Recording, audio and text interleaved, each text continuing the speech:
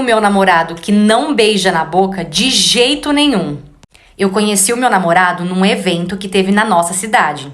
Eu vi ele na festa e eu acabei gostando muito dele. Só que eu perdi ele de vista na festa e depois eu não achei mais. Até que na mesma semana eu recebi uma solicitação pelo Facebook. E quando eu fui ver, era ele. Esse moço da festa que eu tinha achado bonito. Aceitei a solicitação dele, começamos a conversar e depois de alguns dias a gente marcou de sair. O nosso primeiro encontro foi assim, bem legal, ele é uma pessoa muito descontraída, é muito legal conversar com ele, muito gostoso de ouvir ele falar, só que não rolou beijo.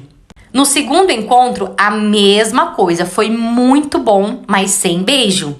No terceiro encontro, a mesma coisa, até que no quarto encontro, eu fui pra dar um beijo nele, só que ele se afastou.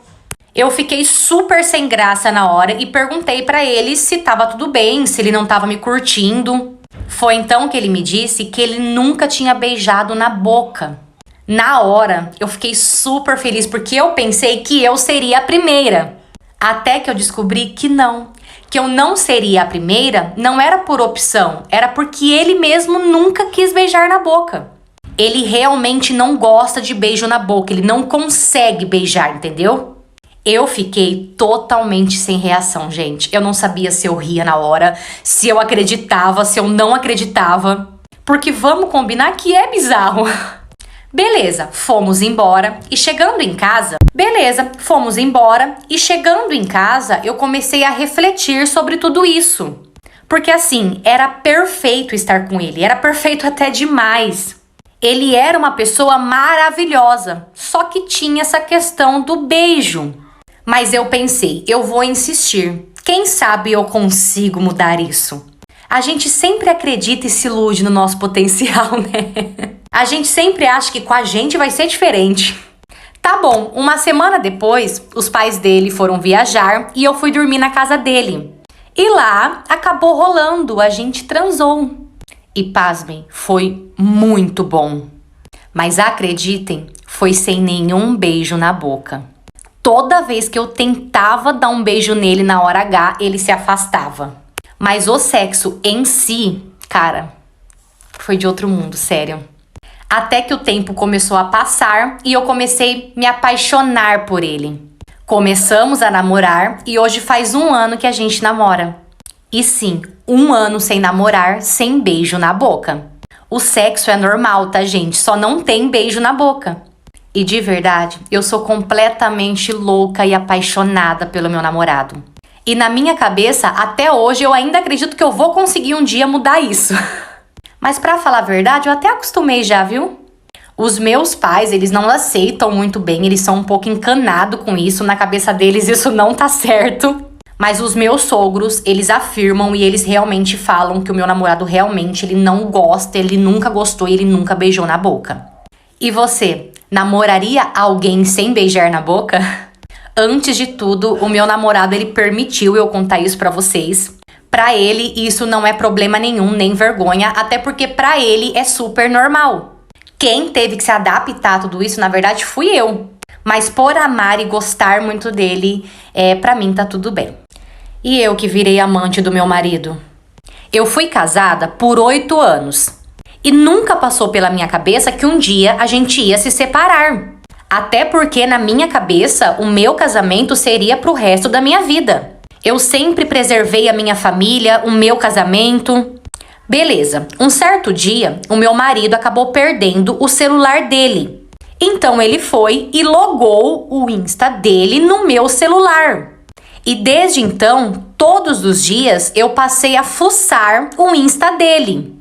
E mesmo depois que ele comprou um celular pra ele, o Insta dele continuou logado no meu celular. Até que um dia, eu tava mexendo no Insta dele e acabei dando de cara lá com uma moça.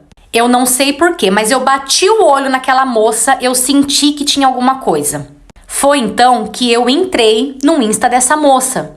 Comecei a stalkear o Insta dela e foi quando eu descobri que o meu marido, ele curtia literalmente todas as fotos dessa menina. Beleza, se passou uns dias, eu todo dia de olho pra ver se eu via alguma coisa, se eu pegava alguma coisa. Até que o meu marido começou a colocar umas músicas românticas nos stories deles. Tipo assim, como se ele estivesse se declarando pra alguém, coisa que ele nunca fez comigo. Até que eu encanei, fui atrás e comecei a procurar. Foi quando eu achei. E eu descobri que sim, o meu marido tava me traindo com essa moça. Quando eu descobri a traição, eu dei o maior barraco, coloquei meu marido pra fora de casa. E dias depois que ele foi embora de casa, eu descobri que ele já tinha alugado um apartamento pra poder morar com essa moça. Ou seja, já estava tudo planejado. Mas eu sofri tanto quando eu descobri isso. Pra mim, era como se fosse o fim. Eu tinha definitivamente perdido o meu marido, o meu casamento. E eu acho que a minha dor maior é porque ele saiu de casa e ele já foi morar com ela. Beleza, se passou uma semana, sofri pra caramba, não comia, não dormia. Eu tava mal mesmo. Até que se passou uma semana e adivinha quem que veio atrás de mim? Exatamente, o meu marido dizendo que estava morrendo de saudade de mim. E eu, por amar muito ele, eu não consegui dizer não. Ele fala que ele fez besteira em ter me deixado. Ele fala que ele vai sim deixar ela. Só que a gente já tá nisso há mais de 2 meses. E de fiel, eu virei a própria amante. Eu tinha 16 anos de idade quando os meus pais me liberaram pra ir na minha primeira pool party. Eu tava muito animada porque os meus pais eram extremamente rígidos e não me deixavam sair sem eles. Era com eles pra todos os cantos. Mas como a festa era só 3 bairros do nosso e tinham alguns amigos que era de muita confiança minha, que eles gostavam, não tinha problema nenhum. Meu pai e a minha mãe liberaram ir nessa festa. Então eu tava muito empolgada, eu tava ansiosa, porque seria minha primeira festa sem eles. Então, tipo, queria muito. Bom, o dia chegou. Eu estava linda, estava muito bem vestida. Nós fomos pra festa, nós chegamos lá, era um lugar incrível, maravilhoso. E eu e o nosso grupinho de amigos fomos procurar um cantinho pra gente. Como eu nunca gostei de beber bebida alcoólica, eu pedi pra um dos meus melhores amigos pegar um refrigerante pra mim. E assim foi. Ele foi buscar, eu bebi o refrigerante e tal. E depois de uns 20 minutos que eu tinha bebido o refrigerante, eu comecei a sentir uma vontade gigantesca de vomitar. E eu fui procurar um banheiro. E eu fui, e comecei a ficar tonta, e comecei a passar mal, e eu comecei a pensar, cara, colocaram droga no meu copo. Não tem explicação, tem droga, só pode ter colocado, e as minhas vistas estavam embaçando, e eu tava tonta, e era muito mais forte do que eu não tava conseguindo reagir, eu não tava conseguindo conversar, do tanto que a droga assim tava me travando, e eu sabia que era droga, porque é algo que eu não tinha bebido. E eu pensava, cara, não pode ser, meu amigo não fez isso comigo, ele não fez isso comigo, isso não pode, é coisa na minha cabeça. E eu saí do banheiro, e quando eu saí do banheiro, meio que escorei assim na parede com a minha mão, e olhando assim pra baixo com a mão assim, o meu amigo veio, e as minhas vistas estavam meio embaçadas. O mesmo amigo do refrigerante. Ele me pegou, ele colocou meu braço assim, a mão, e começou a me levar pra dentro da casa. Você já deve imaginar o que aconteceu, né? Pois é, ele me levou pra um dos quartos. Ele chegou e me deitou na cama, e na hora que eu deitei na cama, eu simplesmente apaguei. Gente, eu apaguei, eu não consegui enxergar nada. Quando eu abri os meus olhos, eu ainda tava meio que fraca, tava tremendo, assim, com o corpo tava tremendo, né?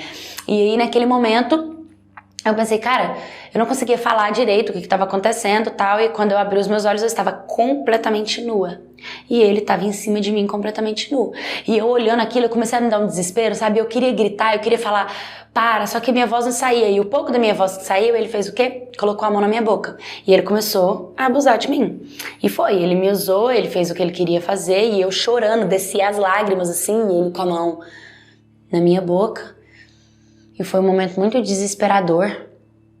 E depois que acabou, sabe, ele ficava comigo, gente, assim, tenta imaginar comigo a cena. Eu tava deitada, ele tava em cima de mim, e ele tava com uma das mãos tampando a minha boca, a outra mão segurando aqui o meu pescoço.